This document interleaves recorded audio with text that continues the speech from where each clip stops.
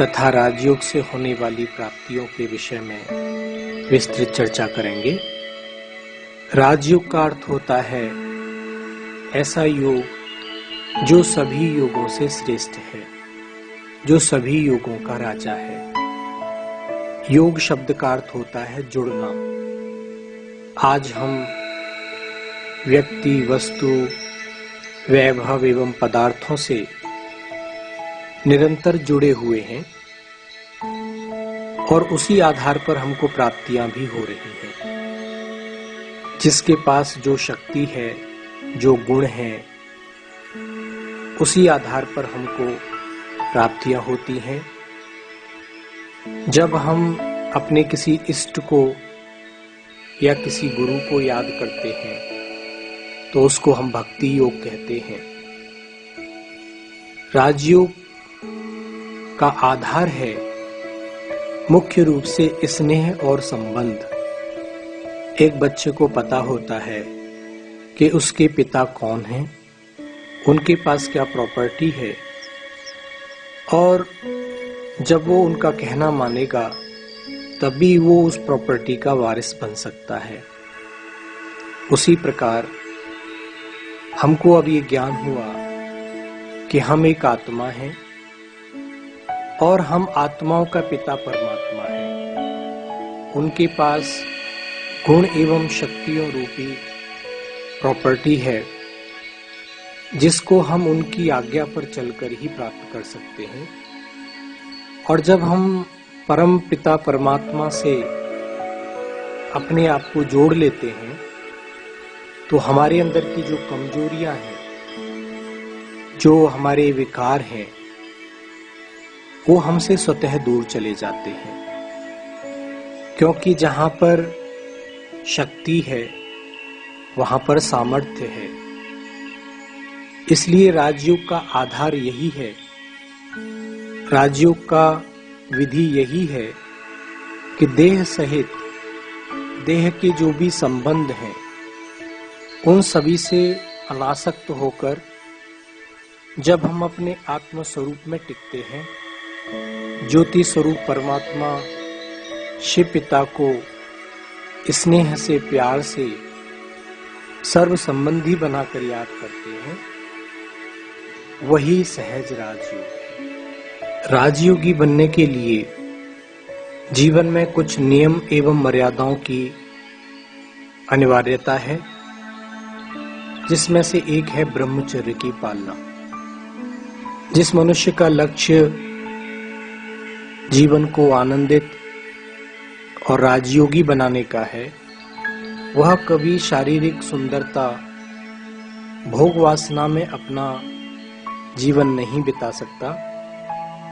वह सदा आत्मा की सुंदरता को ही महत्व देता है। ब्रह्मचर्य अर्थात परमात्मा द्वारा बताए हुए आचरण को, ब्रह्म वाक्यों को, ब्रह्म आज्ञा को अपने जीवन में, आचरण में, प्रैक्टिकल रूप में लाना। ब्रह्मचारी का मन सदा ब्रह्म लोक में रहने वाले परमात्मा शिव और उनकी आज्ञाओं पर ही केंद्रित रहता है। वह आत्मिक प्रेम और आत्मिक सुख का आनंद लेता है। इसलिए उसकी निर्णय शक्ति, मानसिक संतुलन और कुशलता बढ़ती जाती है। दूसरा महत्वपूर्ण स्तंभ है शुद्ध अन्न, सात्विक आहार।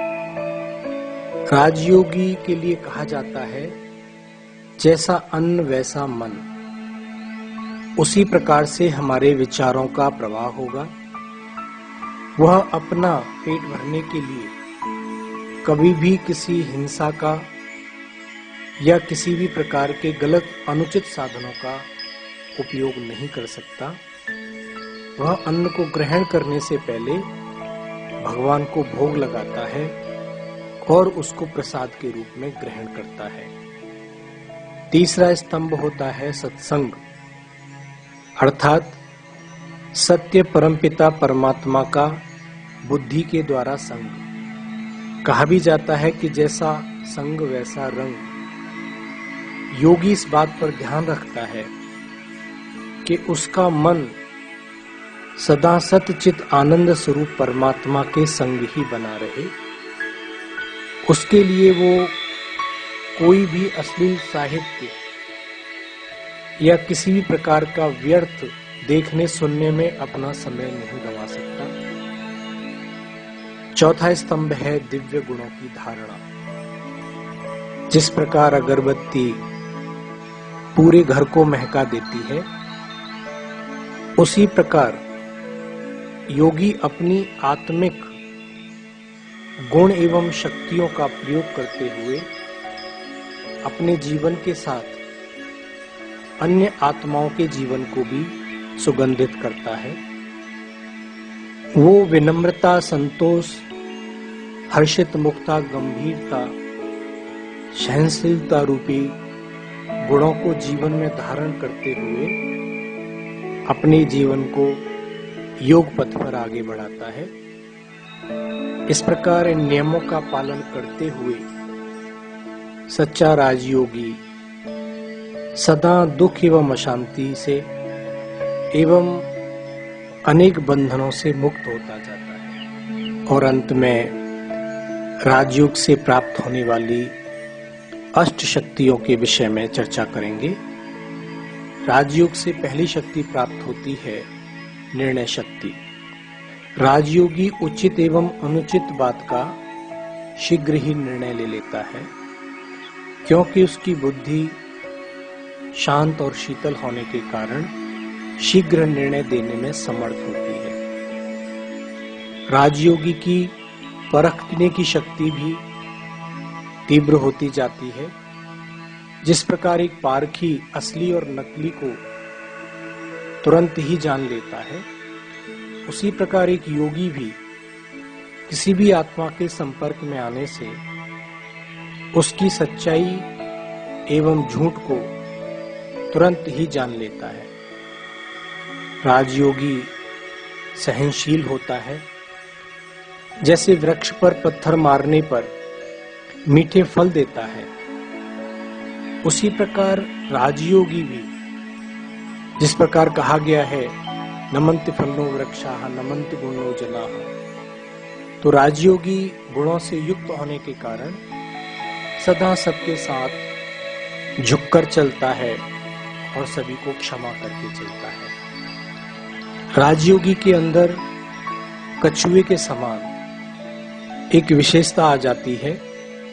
जैसे कछुआ अपनी इच्छानुसार कर्मेंद्रियों को सिकोड़ भी लेता है और समय आने पर कर्म भी करता है, उसी प्रकार एक राजयोगी अपने मन को शांत कर विदेही अवस्था में भी रह सकता है और वह कर्मयोगी बनकर कर्म भी करता है।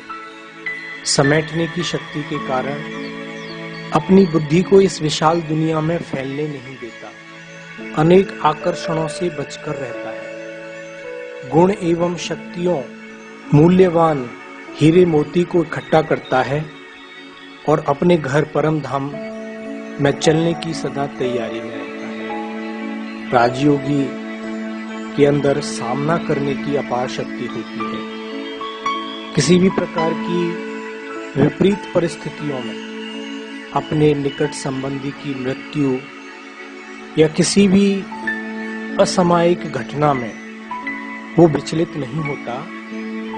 उसकी आत्मा का दीपक सदा जला ही रहता है और अन्य आत्माओं को भी ज्ञान का प्रकाश देकर उनको भी आगे बढ़ाता रहता है। और राजयोगी को जो मुख्य शक्ति प्राप्त होती है वह होती है सहयोग की शक्ति। एक राजयोगी सदा अपने तन मन धन से ईश्वरीय सेवाओं में तत्पर रहता है, जिसके कारण वो सभी का प्रिय बन जाता है और साथ में ईश्वरीय भागीरथ कार्य को अपने सहयोग रूपी अंगुली देकर पहाड़ जैसे महान कार्य को, बड़े कार्य को संपन्न करने में वह सहयोगी बनता है। और अंतिम शक्ति है समाने की शक्ति।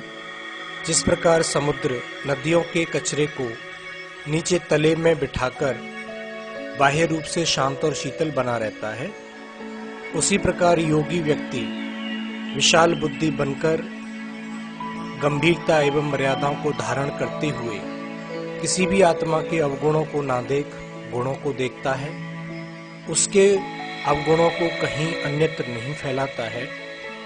ओम